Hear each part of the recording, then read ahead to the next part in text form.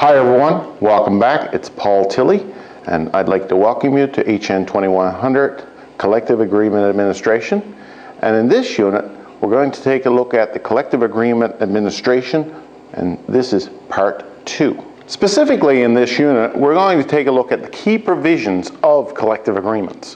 What's in them? What's standard? We're going to take a look too at the principles surrounding the right to file a grievance. In the event that there's a violation of the collective agreement or perceived violation of the collective agreement, workers have an opportunity to solve that grievance, to solve the dispute. We're going to take a look at the dispute solving process. We're going to look at the role of the union in fairly representing employees, particularly their union brethren. And we're going to look at how grievances are used rather than some other form of work stoppage in order to solve the problems that inevitably crop up during the term of a collective agreement. A collective agreement, like any other form of agreement in law, is a legally binding document that binds the two parties involved, the workers, a common group of workers called a union, and the employer. What it sets out are the working conditions and the status of the work over the course of a certain term. And it clearly, supposedly, clearly defines what the rights of workers are and what the rights of management is. Now, typically, these things work great. However, inevitably, during the term, there will be some type of issue that crops up between a worker, an employee, and the employer that needs some form of resolution. It's a dispute that needs some form of resolution, and we call that resolution process the grievance process. Typically, a collective agreement sets out the rates of pay, hours of work, vacations, benefits, the grievance procedure, and other conditions of employment. And it has a set term. Usually they guarantee they're going to be 1 year, but usually they're anywhere from 2 to 3 to 4 years, never really past 4 years. Since each workplace is unique, collective agreements are negotiated between the union representing the employees and the bargaining unit and the employer, and they deal with many unique issues. So every collective agreement is slightly different. However, we're focusing on the common features. All of them have some common elements, and for the purposes of this course, we're going to look at those common elements. In order to ensure the smooth operation of all collective agreements, governments have stepped in with legislation that says collective agreements must do certain things. In the case of provincial government employees, regardless of what the province is, in the case of Newfoundland, it's the Newfoundland government. In the case of provincial government employees and provincially regulated employees, the Labour Standards Act clearly lays out these rights. In the case of federally mandated regulated employees, the Canada Labour Code lays out very similar types of things. Regardless if it's federal or provincial, what I want to look at now are the standard provisions that you will find in every single piece of legislation that pertains to every single collective agreement. Let's take a look at some of the key ones. First of all, first and foremost, when we have a collective agreement, the labor legislation clearly says that there will be no strike during the term of that collective agreement. Likewise, there will be no lockouts from the point of view of management during the term of that collective agreement. This ensures that the operations and the organizations run smoothly. Now, to solve the problem of disputes during the term of the collective agreements, a grievance procedure has to be in place in order to ensure that any disputes can be resolved in a peaceful and orderly fashion. So the idea is, if you're told to do something that you disagree with, you think that it's a violation of the collective agreement, you do it, then you grieve it.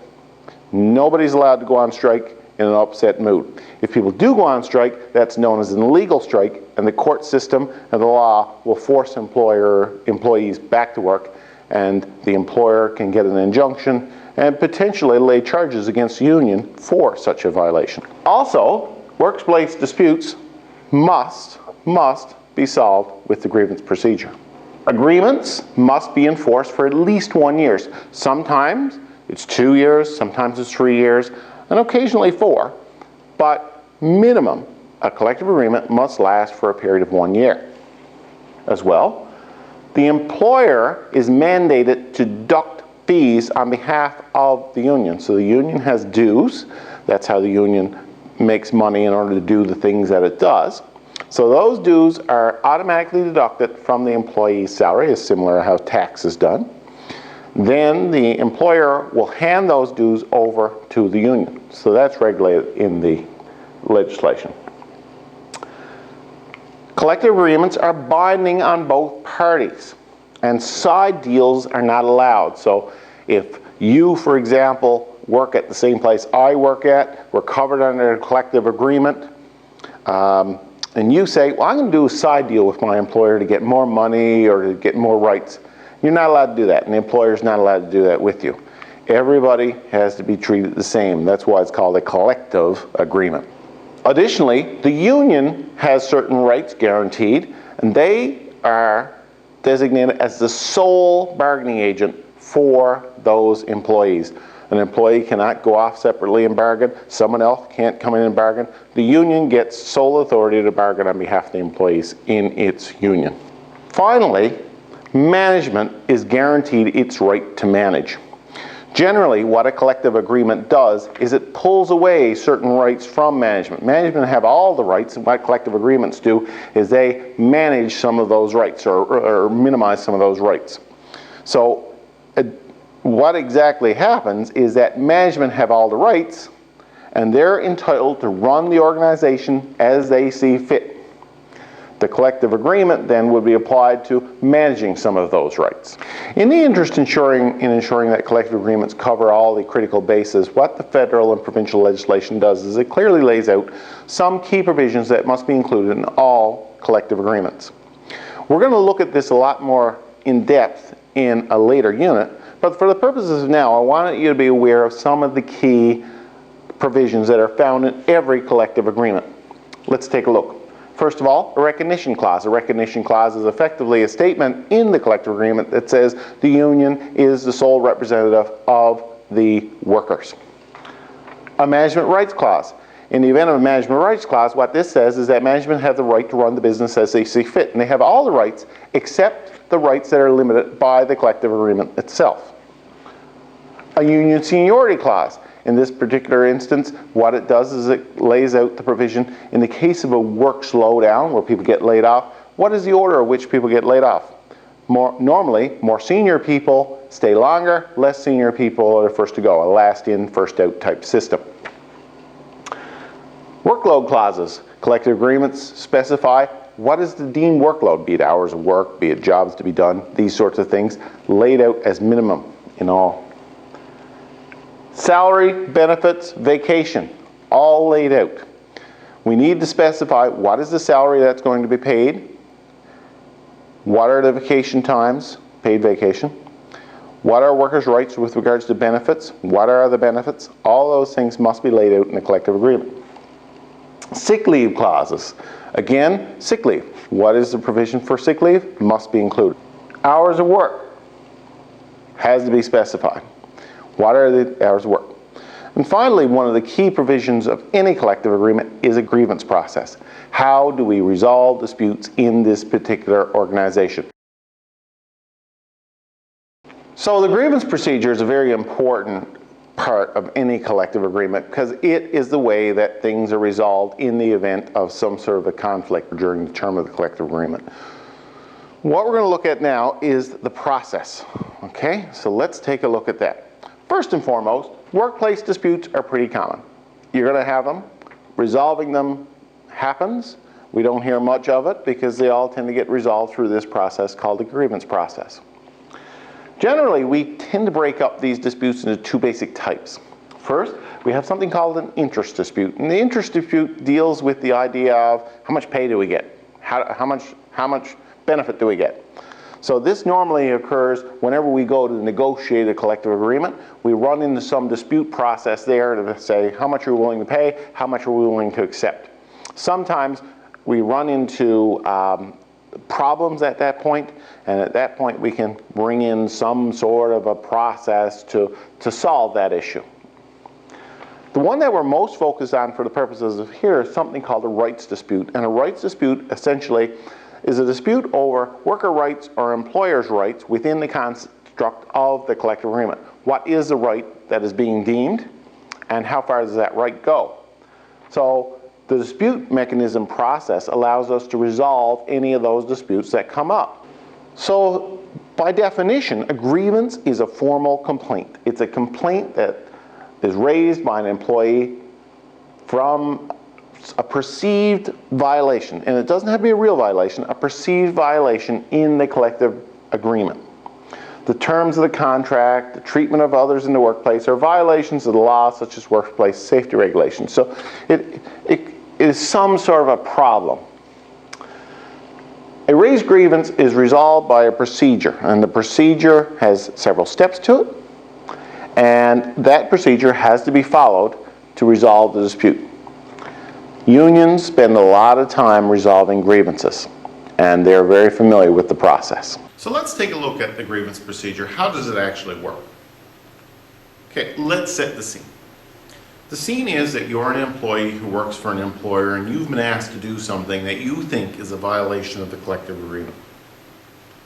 The important thing is that you think it's a violation of the collective agreement, because at that stage you are going to have what's called a complaint. The complaint then is something that needs to be resolved. How do we resolve it? Well, first and foremost, you're probably going to try to resolve the complaint yourself. You'd say to your boss, I don't think that I have to do that, or I don't think that that's something that is part of my work. The employer may disagree, the employer might agree. If the employer agrees, then the dispute is over. If the employer disagrees, then you're going to be in a situation where you're going to say, well, I refuse to do this, or I have a problem with this, and I'm going to take it through a grievance procedure. If you said I refuse to do that, you're running into some problems. The way that our collective agreement and our structure for collective agreements is set up is that you do the work. You do the work and grieve it after. Now, do the work. If it's a safety issue, you have the right to refuse. But generally what you do is you do the work and grieve it after. Okay? So let's assume then that you've been asked to do something and that you feel that that's a violation of the collective agreement. The first thing you're going to do, once you try to resolve it yourself first, is go to your shop steward. Now, your shop steward is a fellow employee, a fellow union member, who has been elected by the union local to act as a go-to person in the event of these types of situations. So you will go to the shop steward, explain the situation to the shop steward and say, okay, look, this is what I was asked to do. Here's the collective agreement. This is why I feel that this is a violation of the collective agreement. The shop steward's job then is to take that information, go collect more information, investigate, do some things in order to verify your story. The shop steward will then go to the boss and say, hey, we've had this situation, which is an apparent violation of the collective agreement. Can we get it resolved here now? So the shop steward's job is to kind of help, to be another line of defense in order to kind of stop problems before they happen. The shop steward will do their best to do that. That's their role. However, you could be in a situation where both sides are adamant that they're correct and that the dispute will continue. In this stage, we actually start the formal grievance procedure. The employee who feels that they have been wronged will complete a formal grievance form. And the formal grievance form outlines that the employer writes down, this is what I was asked to do. Here's a section of the collective agreement that I think that this asked to violate it. Here's my rationale.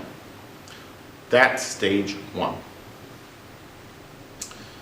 That written material then is brought to the manager, and the manager is asked to respond to it. The manager can refuse it. The manager can accept it. If he accepts it or she accepts it, it's done there.